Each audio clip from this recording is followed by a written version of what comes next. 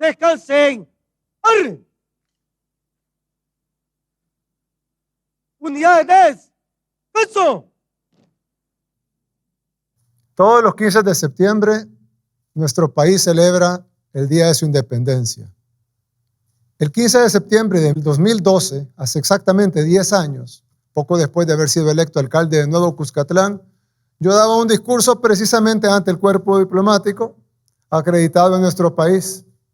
Ese día, hace exactamente 10 años, desde un pequeño pueblo en el departamento de La Libertad, yo decía que si bien celebrábamos nominalmente nuestra independencia, la realidad era que no éramos independientes de verdad.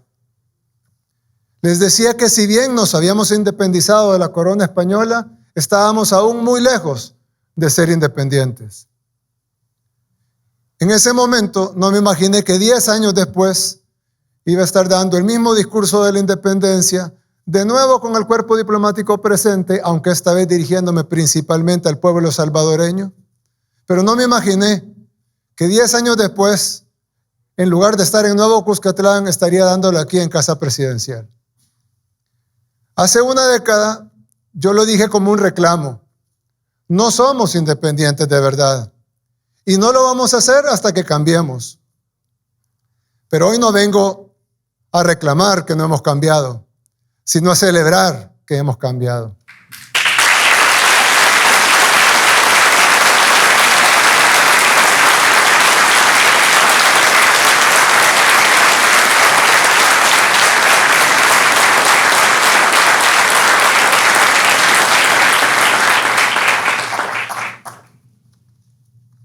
El espíritu se sintió hoy en el desfile de nuestra independencia. Fue una verdadera fiesta. Se sintió un aire distinto, un verdadero orgullo, no solo para las decenas de miles de personas, más de 100,000 personas que llegaron a verlo ahí en la calle, sino incluso para los que lo vieron a través de la televisión o a través de las redes sociales.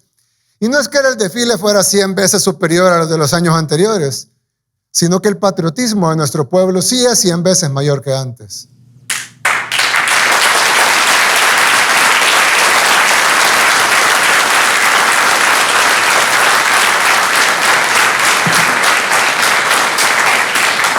Y es que la independencia tiene como requisito básico la soberanía. No podemos ser independientes si no somos soberanos. Podemos ser otras cosas, pero no independientes.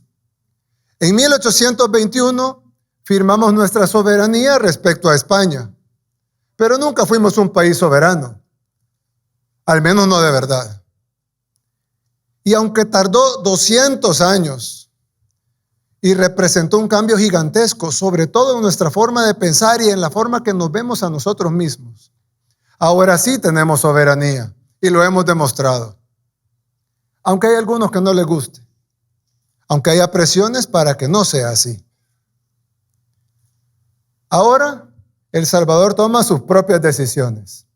Eso le ha quedado claro a todos. Pero para ser independientes, debemos también tener libertad. De hecho, el primer grito de independencia, como lo conocemos, que lo celebramos cada 5 de noviembre, fue textualmente libertad, libertad. Porque cuando nos referimos a la independencia de un país, esa independencia es sinónimo de libertad. Pero en nuestro país nunca hemos tenido libertad. Nos liberamos únicamente del yugo de la corona española. Pero luego vinieron otros yugos, las dictaduras, la guerra civil, los gobiernos incompetentes y corruptos. Nunca tuvimos libertad, ni siquiera de las cosas más básicas, ni siquiera para salir, ni siquiera para conocer nuestro país. Y el mismo pueblo lo puede atestiguar. Si le preguntan al pueblo salvadoreño si se sienten libres hace un año, les dirá que no. Si les preguntan hace 3 años, les dirá que no. Pero si le preguntan incluso que si alguna vez se han sentido independientes en toda su vida, les dirán que no. Pero si le preguntan que si se sienten libres ahora, contundentemente todos les dirán que sí.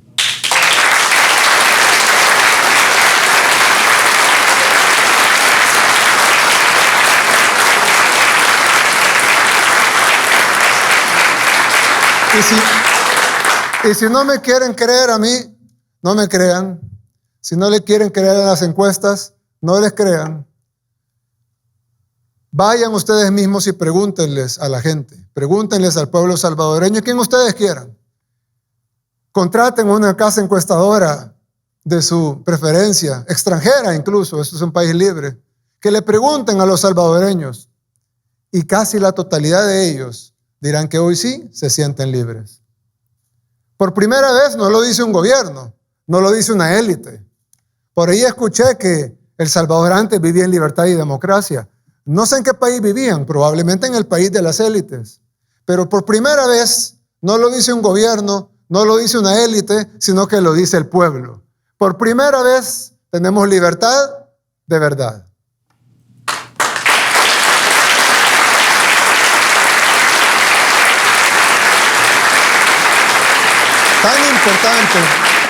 Tan importante ha sido este anhelo de libertad para los salvadoreños que incluso nuestra bandera y nuestro escudo nacional dicen Dios, unión y libertad. Es tan importante que la palabra libertad incluso sustituye la palabra independencia en la bandera. A pesar de eso, El Salvador vivió 2 siglos, toda nuestra historia, sin libertad, siguiendo los dictados de gobiernos extranjeros. No fueron suficientes los 300 años de colonia.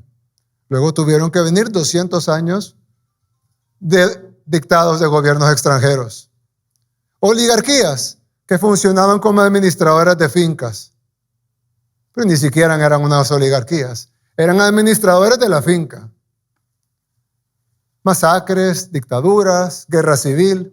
Nuestro país ha ofrendado su sangre, ha ofrendado su felicidad y ha ofrendado su futuro por servir a fuerzas externas. Y en luchas y guerras ha estado desde que tenemos memoria. La última guerra fue incluso auspiciada por poderes extranjeros. Una guerra que se peleaba en el mundo entre este y oeste. Una lucha por la hegemonía mundial que no tenía nada que ver con la justicia en El Salvador. El Salvador, sin embargo, fue escogido como un campo de batalla, uno de tantos. Las potencias le llamaron Guerra Fría, pero para nosotros no tuvo nada de fría. De hecho, en ese momento, una de las potencias, Estados Unidos, daba $1 millón diarios para financiar la guerra. $1 millón de los 80, que equivaldrían más o menos como a $10 millones actuales. Diarios. 10 millones el lunes, 10 millones el martes, 10 millones el miércoles, 10 millones el jueves, 10 millones el viernes, y así sucesivamente durante el año y así sucesivamente durante 12 años. Para financiar la guerra, para financiar que nos matáramos entre hermanos. Pero no eran los únicos. No solo era una potencia mundial, eran 2. Y el otro bando también era financiado internacionalmente, también le enviaban armas, también le enviaban dinero y también los entrenaban para matar a los salvadoreños. El FMLN también fue financiado por poderes externos. Su antiimperialismo era realmente un imperialismo. No pueden decir que esa lucha por el comunismo y el socialismo era una lucha del pueblo, de los campesinos. Esa también fue una lucha financiada por los poderes externos, que los entrenaban, les daban armas y dinero, como lo dije hace un rato. Aquí lo que tuvimos fue una guerra financiada por poderes extranjeros. Pero la sangre, el sufrimiento, de nuevo, lo puso el pueblo salvadoreño.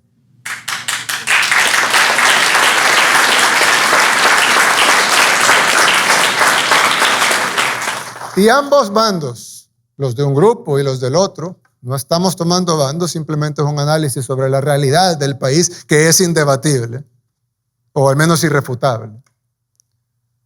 Ambos bandos, por igual, nos decían que esa era la solución a nuestros problemas. Los que financiaban la guerra nos decían que esa era la solución, que nos estaban financiando para ayudar a nuestro país. Y que eso era lo mejor para nosotros. Y muchos salvadoreños que se sumaron a la lucha del FMLN para ir a matar, dejaron a sus familias, agarraron un fusil. Niños de 10, 11 y 12 años que se fueron a matar, que no tuvieron niñez. Muchos murieron en la guerra, pero incluso los que sobrevivieron no tuvieron niñez, porque a esa corta edad fueron a matar en lugar de estar jugando y aprendiendo. como sí lo hacían en el primer mundo. Sus niños jugaban mientras nuestros niños se mataban. Los dos bandos de esta guerra internacional nos vendieron que ese era el mejor camino para una vida mejor. ¿No es cierto? Es una realidad irrefutable. Pero la historia nos enseñó que nos engañaron, que era una guerra entre dos sistemas a nivel mundial que fue trasladada a El Salvador como un campo de batalla más. Todo ese proceso desembocó en los llamados acuerdos de paz, también auspiciados por poderes internacionales. Qué extraño, ¿no? Todo el guión. Lo que nuestra gente vivió fue el miedo y el dolor de perder a su familia. 80,000 salvadoreños murieron y más de 20,000 desaparecidos, y además 1 millón de desplazados, la mayoría a Estados Unidos, en algunos casos a Canadá y a otros países. Nuestro país quedó destruido, nos retrocedieron 30 años en nuestro desarrollo y nos convertimos en un país sin posibilidades de nada. No nos desarrollamos como pudimos hacerlo. Millones quedaron con traumas que todavía están ahí y todavía seguimos pagando las deudas de la guerra. O no han visto a los veteranos pidiendo derechos. Todavía al día de hoy seguimos pagando las facturas de la guerra. Así que nos vendieron entonces que lo mejor para nuestro país era firmar la paz. Por supuesto que nadie está en contra de parar un conflicto armado, que además nunca debió haber existido. Pero no se firmó ninguna paz, porque no hubo paz en El Salvador. Solo fue otro engaño más. Otro engaño de la larga lista de engaños a los que hemos sido sometidos en toda nuestra historia. En enero de 1992, cuando se firmó la falsa paz, el pueblo fue a celebrar. Hubo 2 celebraciones, la de la derecha y la de la izquierda. La más simbólica y emblemática fue la de la izquierda, allá afuera de Catedral Metropolitana. Lanzaron palomas blancas. Todos pensamos en ese momento que teníamos paz, que nuestro país iba a mejorar, pero nada de eso pasó. Nunca hubo paz, de hecho hubo más guerra. Han muerto y desaparecido más salvadoreños víctimas de la violencia después de los supuestos acuerdos de paz. Murieron más salvadoreños en la paz que en la guerra, víctimas de la violencia. En esta vez, a manos de las pandillas, que coincidentalmente también fueron hijos de la guerra. Para los que no conocen esa parte de la historia, es importante que la conozcan, aunque gracias a Dios ya no la van a vivir, pero es la historia de nuestro país. Del millón de salvadoreños que tuvieron que emigrar a otros países, ese millón de salvadoreños desplazados en una gran parte se fueron a vivir a guetos en los Estados Unidos. Ahí en los guetos formaron lo que ahora conocemos como pandillas, la MS-13 y la Barrio 18. Luego vino, claro, esas pandillas eran de salvadoreños operando en los Estados Unidos. Pero luego vino el presidente Clinton con un plan de deportación y deportó a los delincuentes a El Salvador sin avisarnos que eran delincuentes. Aquí vinieron miles de pandilleros deportados a Estados Unidos y nosotros no podíamos detenerlos simplemente porque no sabíamos que eran pandilleros. Fueron a las comunidades a reclutar, al igual que la guerrilla, a niños de 12, 13 y 14 años para que fueran a matar, para que fueran a robar. La misma receta, pero modernizada. Justo en ese momento, como que calzara perfecto, también por dictados internacionales vino la ley del menor infractor. No pueden tocar a los menores de 18, justo los que estaban reclutando. Nos mandaron la enfermedad y nos quitaron en ese mismo momento la única medicina que teníamos: poner a los pandilleros tras las rejas, cuando eran pocos. Entonces, la gente debía huir otra vez.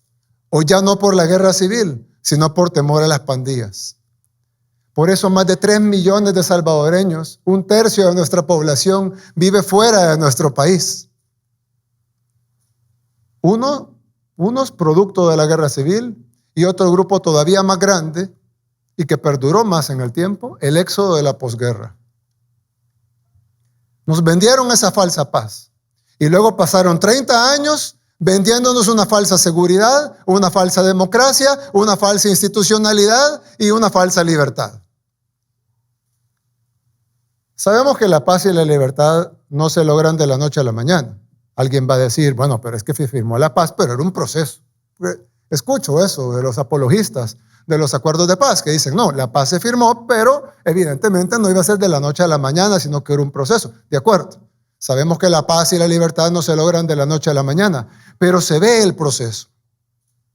Pero los años pasaban y lejos de ir consiguiendo cada vez más paz y más libertad, cada vez la íbamos perdiendo más. Algunos pocos pueden decir que esto es mentira, pero ahí están los datos que no hicimos nosotros. En el año 2005, por poner un año, porque en 2004, 2003, 2006, en el año 2005 se cometieron menos homicidios que en el 2010. Y en el año 2010 se cometieron muchos menos homicidios que en el 2015. Es decir, la violencia iba aumentando en lugar de disminuir. No íbamos en un proceso hacia la paz, íbamos en un proceso hacia la guerra.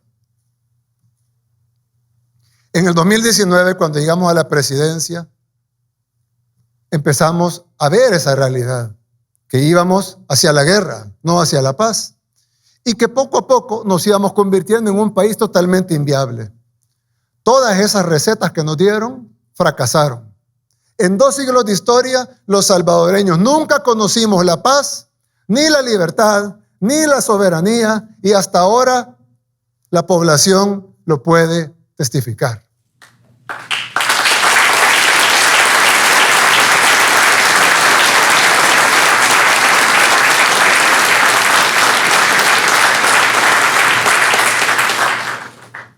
En 2019, la población decidió acabar con el bipartidismo y la posguerra en las elecciones del 3 de febrero. Y en el 2021, el pueblo lo ratificó en las elecciones del 28 de febrero. Lo ratificó masivamente. Ni siquiera queda discusión. Y son resultados incuestionables. Nadie cuestionó el resultado de las elecciones, ni siquiera la oposición. El pueblo votó y el pueblo decidió darnos, no la mayoría, sino una supermayoría en la Asamblea Legislativa.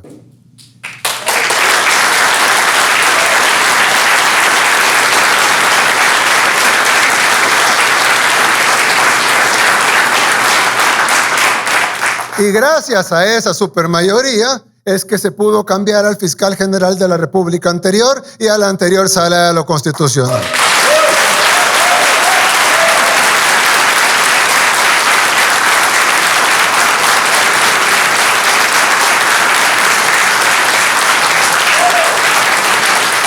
Y también la Asamblea Legislativa tuvo la valentía de jubilar a un montón de jueces corruptos que tenían acuerdos con los grupos terroristas. Estas decisiones, coincidentalmente, es que parece hasta malévolo. Estas decisiones también fueron fuertemente criticadas por una parte de la comunidad internacional.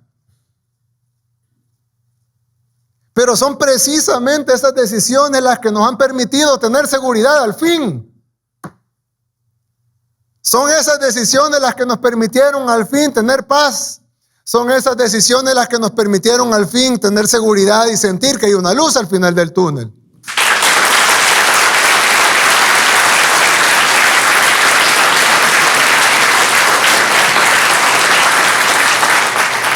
¿O acaso ustedes piensan que la guerra de las pandillas fuera posible con el fiscal anterior, con la Sala de lo Constitucional anterior, con los jueces anteriores? Sería totalmente imposible. Es decir, protestaron por las mismas decisiones que nos han permitido tener por fin, después de 200 años, tranquilidad, paz y libertad.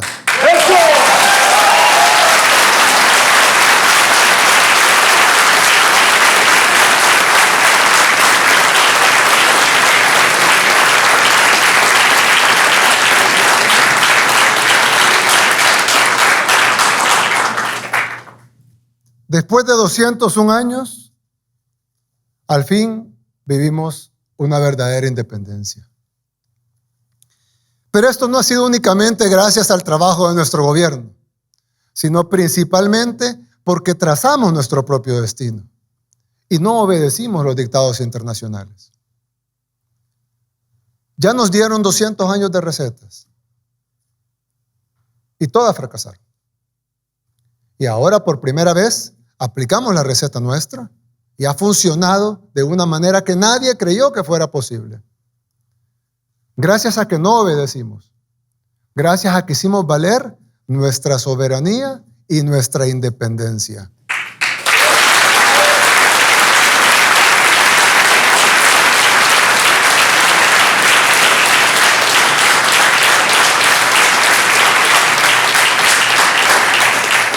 Si no, seguiríamos como estábamos antes. Con el mismo fiscal de antes, con la misma sala constitucional de antes, con los mismos jueces de antes, y por lo tanto no pudiéramos haber logrado nada. Pero para colmo, parecería que ya tuviéramos el colmo, pero para colmo, ahora que empezamos a estar bien, hay algunos, y quiero recalcar algunos, de la comunidad internacional que empiezan a condenar las mismas acciones por las que estamos bien. No las decisiones previas, las acciones por las que estamos bien. Critican la guerra contra las pandillas, critican el régimen de excepción, critican la captura de pandilleros, como si quisieran que volviéramos a estar mal. No solo nos criticaron las decisiones previas que nos permitieron hacer la guerra contra las pandillas, critican incluso la guerra contra las pandillas mismas. Ya probamos un camino durante 200 años y los resultados no pudieron haber sido peores. Para muchos que perdieron sus familiares fue el peor de los infiernos. El único camino que tiene El Salvador es este. Que ya también lo probamos. No, es una promesa de campaña. Ya lo probamos y nos está funcionando. Y no lo vamos a abandonar.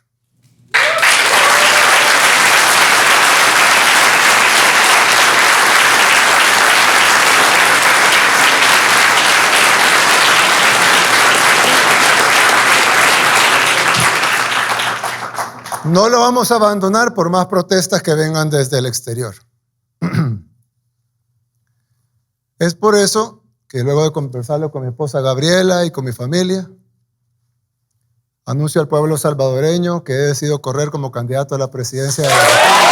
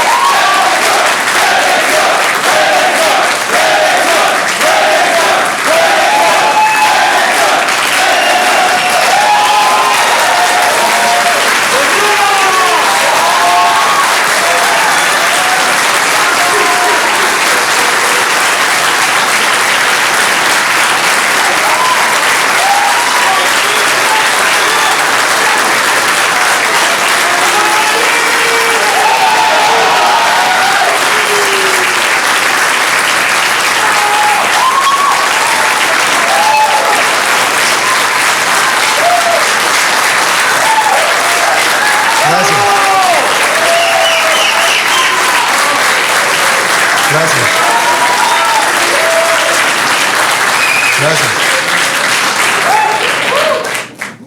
Para que podamos, gracias, muchas gracias. Para que podamos continuar este camino que hemos iniciado, el camino que por primera vez en nuestra historia ha demostrado ser el correcto. De seguro, así como todas las demás cosas anteriores que les he narrado, de seguro más de algún país desarrollado no estará de acuerdo con esta decisión. Pero no son ellos los que decidirán, sino el pueblo salvadoreño.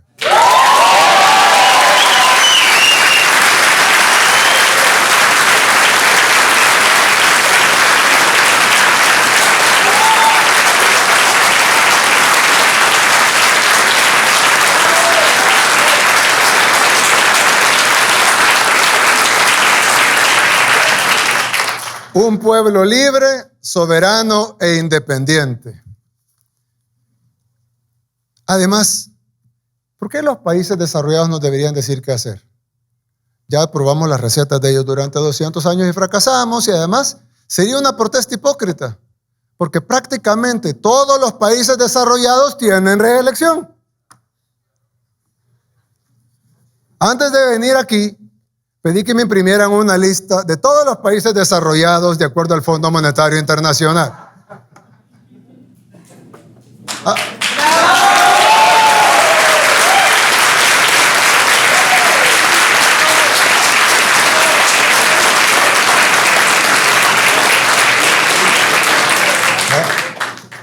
Son 39 de acuerdo al Fondo Monetario Internacional. Hay otras potencias que no están aquí, pero ellos consideran estos 39 países como los 39 países desarrollados. Andorra, Australia, Austria, Bélgica, Canadá, Chipre, República Checa, Dinamarca, Estonia, Finlandia, Francia, Alemania, Grecia, Islandia, Irlanda, Israel, Italia, Japón, Corea, Latvia, Lituania, Luxemburgo, Macao, Malta, Holanda, Nueva Zelanda, Noruega, Portugal, Puerto Rico, San Marino, Singapur, República de Eslovenia también, España, Suecia, Suiza, Estados Unidos y el Reino Unido. Todos ellos tienen reelección, a excepción de Corea. Todos los demás tienen reelecciones de sus jefes de gobierno, en la mayoría de casos ilimitada, en algunos casos con limitantes de 1 o 2 periodos de reelección. Y muchos de ellos tienen incluso monarquías, las cuales nosotros respetamos mucho porque son sus países. Hereditarias, por supuesto.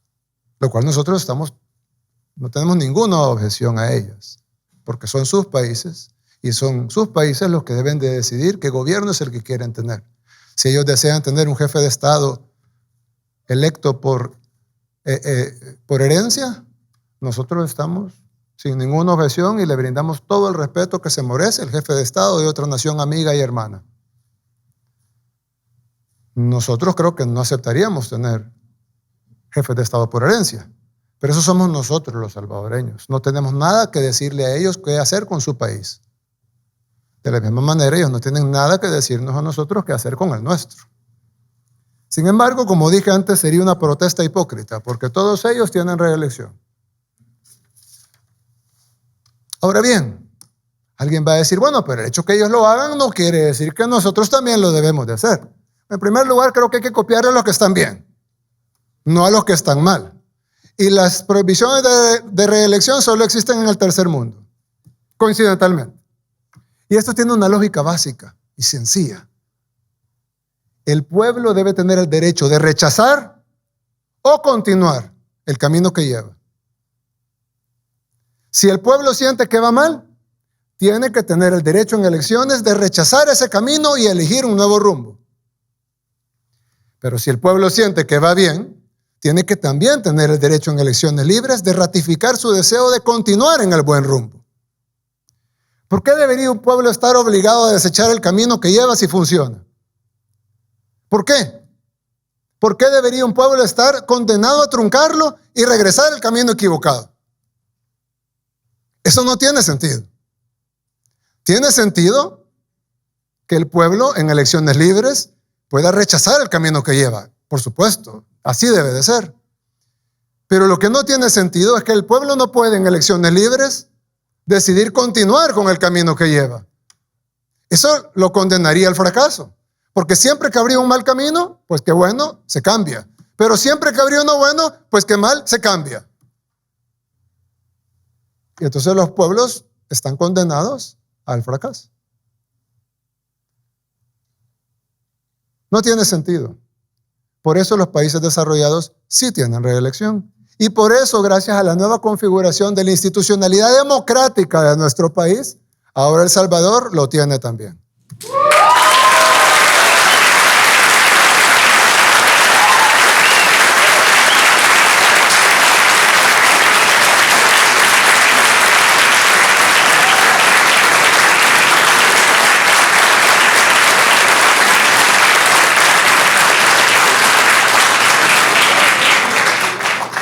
Independencia, soberanía, paz, libertad, son palabras fáciles de decir.